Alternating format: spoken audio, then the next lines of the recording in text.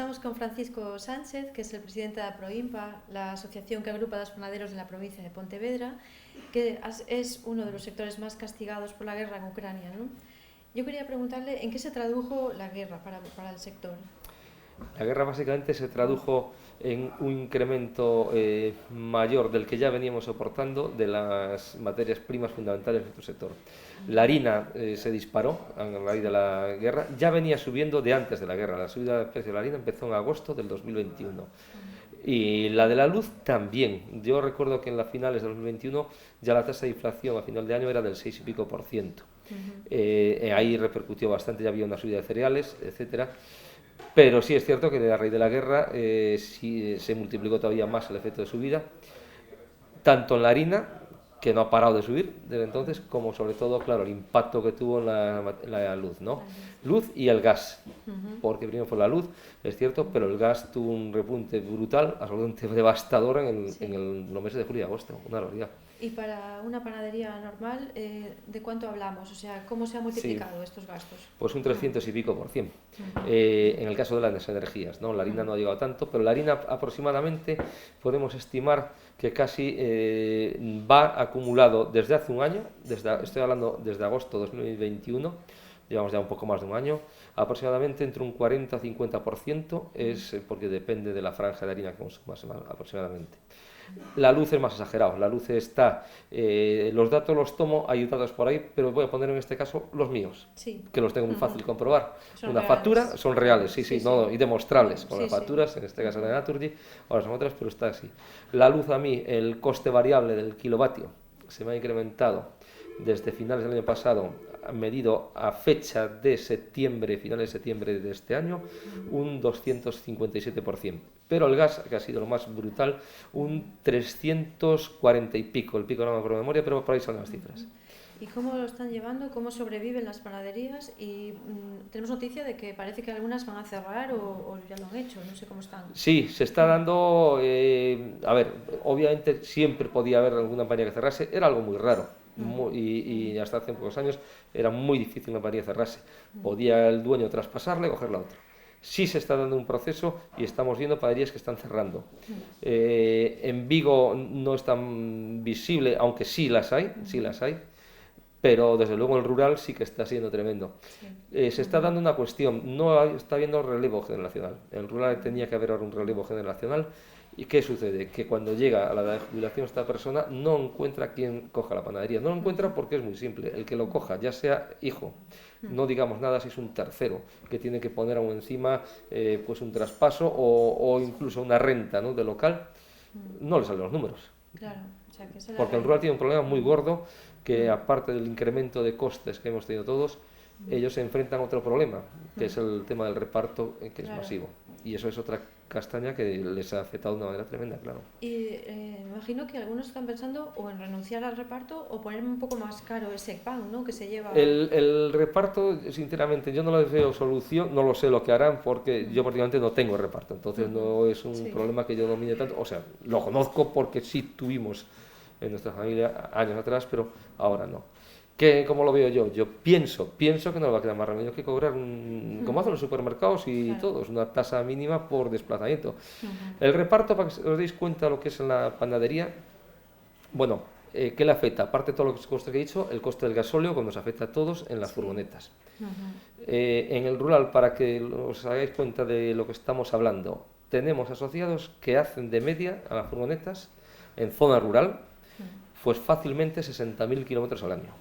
Madre mía, 60.000 kilómetros. Sí. Es muchísimo, claro, supone, pero no, es mucho, claro, es que es un reparto diario. Claro. Estamos hablando de desplazamientos a lo mejor en torno a 200 kilómetros diarios en el rural. Y se hace muy fácil. Mira, pensando, un ejemplo sin más, pongamos, yo qué sé, un pueblo cualquiera de la provincia de Pontevedra, Silleda. Dices, vale, hay un casco urbano, pequeñito, vale, un casco urbano. Vale, ahí no hace mucho, ¿verdad? Vale, pero de ahí me desplazo pues a una de las parroquias limítrofes que pueden ser 6 kilómetros 7 para una primera parada. Ojo, pero luego vienen otros 2 o 3 para atrás aquí.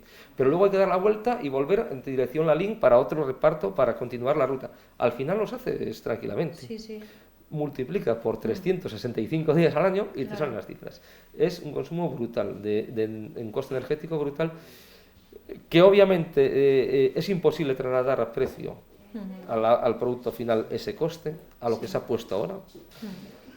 Pero yo creo, sinceramente, y eso no lo ha pedido nadie de momento, eso lo he pensado yo, porque tampoco están las peticiones de CEOPAN, porque el problema es muy local en Galicia, probablemente. Alguna zona de España más, pero sobre todo en Galicia. Oiga, el coste del gasóleo de la furgoneta son lo que nos marca el surtidor, 2 euros más o menos.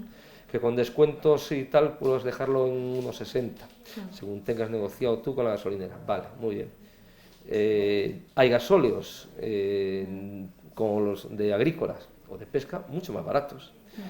Yo pienso que para este sector, en el caso concreto de la Bahía Rural, no le veo ningún disparate que se hiciera algo así. Claro. Da un servicio fabuloso, que no lo da ni Amazon. Es diario, es increíble. Y sobre todo que el pan que reparten, en muchos casos, es a personas mayores que no tienen otra forma de acceder a eso. Esa es otra cuestión que, claro, el que lo escuche me estaría diciendo, bueno, pero oye, pues si no al panadero, coges el coche y bajas al pueblo. Bien, sí, es cierto, y habrá gente que lo haga, gente joven. Pero hay que pensar una cosa, mucha gente que vive en esas parroquias a 3-4 kilómetros de una casa de otra, son octogenarios. Sí, sí. Si no va al panadero, efectivamente, estoy hablando del tema gallego, claro, esto no es una organización de las afueras de Madrid, no es Las Rozas, ni Majadahonda, ni un sitio que todo el mundo tiene coche y se desplaza. No, estamos hablando de Galicia. Hacen un servicio que me consta, y lo sé por asociados nuestros, que a veces hasta llevan medicinas. No es que hagan reparto de medicinas, no se ponga nervioso nadie en la farmacia, no se trata de eso. Se trata de que la señora se ha olvidado, no ha tenido quien viene, y en la farmacia dice, bueno, ¿qué panadero te va por ahí? Fulanito. Bueno, pues como fulanito pasa por el pueblo, ya hablo yo con él y te lleva esto. Claro. Ese servicio se hace, es increíble. Un servicio social o de ayuda o de lo que sea, que es muy importante para en el rural personas. sí, es tremendo. Yo le doy muchísimo mérito y están sufriendo muchísimo y muchísimo. Y yo quería preguntarle también, creo que recientemente CEOPAN tenía una reunión con el gobierno. Quería preguntar, no sé qué han pedido, ¿no? Pero si han conseguido algo de esta reunión. La reunión era el día 2 de noviembre. La campaña pues del apagón de 15 minutos simbólico, obviamente simbólico, que fue solo para dar la señal, que se hizo el viernes 28 de octubre, fue para coger algo de peso de cara a esta reunión del 2 de noviembre en el Ministerio de Agricultura, que es lo que depende de panadería, depende de Agricultura. Lo que piden es, primero, que se considere la panadería electrointensiva, dentro de las industrias electrointensivas, las industrias que son grandes consumidoras de luz. Cuando pensamos en ese tipo de industria, pensamos en las grandes industrias, que es cierto, las hay muy grandes, que son unas consumidoras tremendas de luz y están muy afectadas, ¿no?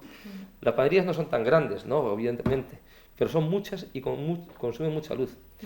Me imagino, por si no lo sabe la gente, os lo aclaro yo, una panadería, aparte de los 220 voltios que tenemos todos en casa, tiene luz trifásica con las máquinas, estamos hablando de 380.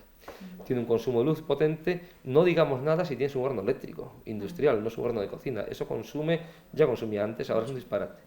Entonces, lo que se pide es que cualquier medida que se haga, que se va a hacer y que están aprobadas ya para ayudar a mitigar el impacto del coste energético para la industria electrointensiva, que en ese bloque se consideran las panaderías. ¿Les han dicho que sí o no? Estas son las propuestas que se han llevado y yo la información que tengo de CEOPAN, efectivamente. A ver, somos conscientes de que tampoco en una reunión que llegas con un pliego de propuestas o de cosas que demandas, no te van a decir sí en ese día. Claro. Es más, es sospechoso si te dicen pues sí, y ya, porque dices, uy, ¿no? Sí. Bien, pero veremos. Ahí CEOPAN nos tiene informado y nos dirá si se le ha hecho algo de caso a esta propuesta o no, que es una de las fundamentales. Hay más, ¿no? La consideración del tema de la panadería rural del reparto también está sobre la mesa. No sé ahí qué harán, porque digo que la situación no es lo mismo Galicia que otras zonas de España probablemente. Aunque hay más zonas rurales en España que en Galicia, ¿eh? Ojo, también, no somos los únicos que tenemos este problema. Y por otros sitios por Castilla hay bastante, en Aragón también hay bastante dispersión, bastante. A ver si entre todos hacen un poco de peso. Y quería preguntarle también, ustedes se piensan mucho lo de subir el pan, han tenido que subirlo creo que 2 veces este año y como que les duele un poco el corazón tener que hacerlo. Es que es muy complicado, es muy complicado porque no es, así como las subidas de harina vemos que nos llegan muy rápido y muy al unísono, pero claro, es muy fácil. Panaderías, solo en la provincia de Pontevedra hay más panaderías o centros de venta de pan que molineras hay en toda España. Claro, ellos quizá tienen fácil armonizar precios y pues hay que tocar subir la harina. En nuestro caso es complicadísimo porque aparte de estar muy atomizado el sector, No nos engañemos. Hay muchos más oferentes de venta de pan que han surgido en los últimos años, como son los supermercados, con la fabricación del pan congelado y todas estas cosas, ¿no? Que son uno más en el tinglado y que ellos juegan otra guerra, porque hacen otro tipo de pan distinto, que no se puede comparar a lo que hacemos nosotros. Ellos tienen unas economías de escala, pues son grandes fabricantes. De hecho, los que había pequeños cada vez se concentran más. Son una producción muy grande de pan, consiguen unos ahorros de costes muy grandes a base de hacer un producto muy industrializado. Claro, es un producto que no corresponde a los parámetros nuestros. Yo una barra tardo en fermentar, en hacerla de media, la que menos 5 horas y al final del día pues 8 horas, ¿no? Eso es impensable para un técnico de una panificadora tipo Europastria, uno de los grandes, o Ingapan aquí en Galicia. ¿Cuánto tardarían ellos, por ejemplo? Ellos en hora y media ventilan el pan. Este es uno de los grandes problemas que también se ha planteado en el tema del pan, porque esto daría un problema de salud. Como te decía antes de entrar en la conversación, el pan lleva pues como mínimo entre 3.000 y 4.000 años consumiéndose pan. Nunca hubo problemas de gluten hasta ahora. Sí. De intolerancia al gluten. Digo, concho, la humanidad, tantos años, generaciones, y esto aparece ahora. ¿Por qué aparece? Aparece por ese tipo de panes. Sí. El problema del gluten es una proteína que necesita, para que el cuerpo pueda asimilarla bien, tiene que estar degradada por los almidones que lleva el propio grano de trigo que la van degradando. Eso es un proceso de fermentación. Cuanto más lento sea, más se degrada, más fácil la asimilas. Si ese proceso lo aceleras, es imposible acelerarlo de forma natural. Y además se comprueba y está demostrado, y hay estudios de la Universidad de Navarra que demuestran que hay un mínimo de tiempo necesario de horas, y si haces el pan en menos tiempo, sale pan, pero el gluten te lo vas a tragar entero, y tiene una digestión muy pesadita. Es lo que ha dado lugar a todo esto. Si lo tomas de vez en cuando no pasa nada. ¿Cuál ha sido el problema? Que en Madrid y Barcelona llevan 30 años, por no decir 40, pero 30 conmigo tomando este pan, todos los días. Eso, todos los días, te va generando una torta de tal calibre para el estómago, porque es pan que en hora y media está mandado a la cámara de congelación, lo que es el proceso de fabricación, fermentación, porque va prefermentado. Y luego es cocerlo, tú lo tienes en 2 meses en congelación, eso sí, pero luego es el proceso de cocer nada más, ¿no? Pero lo que es la fermentación ha sido cortísima. El último no ha sufrido el trabajo que le requiere por los almidones del propio grano de trigo. Entonces, ese pan te lo vas a tragar, ese gluten entero. Esto va a generar este tipo de intolerancias que aparecen ahora, en los últimos 30 años. Esto no existía antes. Es por esto. Y hablando de los consumidores, además de este problema que dice usted que es grave para la salud, ¿no? Los consumidores están acostumbrados, no sé si solo en Galicia, pero a un pan rico, o sea, un pan artesano con mucha gama de variedad, una variedad muy amplia que puedes escoger. No sé si esto se va a poder mantener, o sea, toda esta variedad A ver, mantenerse mantendrá, yo estoy convencido, porque hay panaderías que están muy volcadas en ese tipo de elaboración y aunque te cueste más, son panes también, cuando haces variedades de panes muy especiales, con distintas elaboraciones, con mezcla de semillas, mezcla de cereales muy variadas, determinados trigos muy especiales, también son panes de un alto valor añadido, panes que no lo son para consumir todos los días, ni los consume todo el mundo diario, ¿no? Ya llevan un mercado muy especial, que por muy caro que sea ese pan, no es como es más barato que la carne, y mucho más barato que el pescado, o sea que no estamos hablando que vaya a haber problema en eso. El gran problema en el consumidor se centrará obviamente en lo que es el pan de consumo diario, la garra, que es la que está sufriendo, porque ahí sí que es complicado, cualquier incremento de precio, pues porcentualmente a lo mejor estamos hablando de porcentajes altos, y claro, hay gente a que le cuesta más llegar a eso. ¿En este momento notan que baja el consumo o todavía el consumo se mantiene tal cual? El consumo de pan realmente lleva bajando en España desde los años 70. Y bueno, según los estudios que ves, aún te dirán años 60. Bueno, por ahí podemos hablar. Antes España era un país donde se consumía mucho pan, y vemos que cada año baja, no hay tendencia a la disminución. Suele darse en todas las sociedades según avanzan y evolucionan, pues disminuye el consumo de pan, disminuye el consumo de harina panificable, aumenta el de panificación y aumenta generalmente el consumo de harina repostera. suele darse este tinglado. Galicia es un poco una excepción en todo esto, aunque ha disminuido también, es un sitio donde se sigue consumiendo pan.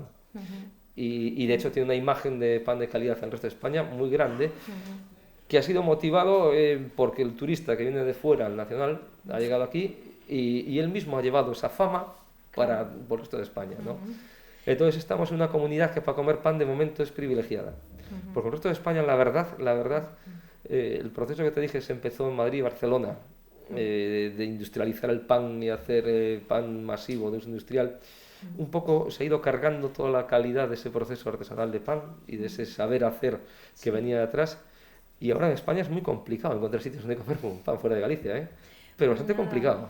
Espero que podamos seguir tomando este pan de tan buena calidad y que la próxima vez que venga usted aquí nos traiga buenas noticias por parte del gobierno, de algún, ¿no? Esperemos que, a ver, tanto para nosotros como para todo el mundo, ¿no? La actual espiral de inflación que estamos viviendo, pues impacta a nosotros, pero impacta en todos los sectores, yo lo entiendo, ¿no? Y las noticias serían buenas para todos. Claro que sí. Para Muchas todos. gracias, Francisco Sánchez. Gracias a vosotros, muchísimas gracias. Vale.